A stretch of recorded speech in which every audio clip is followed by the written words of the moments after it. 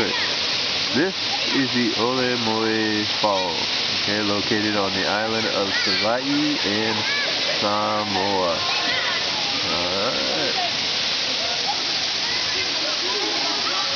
This waterfall used to be accessible only by way of a very steep climb from up there. But it has become amazingly easily accessible now because there is now a dirt road that leads directly to the falls. As you can see, before it wasn't all that popular, but now with the road, a lot more Samoans can come here, families and all that stuff. It only costs about 5 taala to come, and you can stay as long as you want.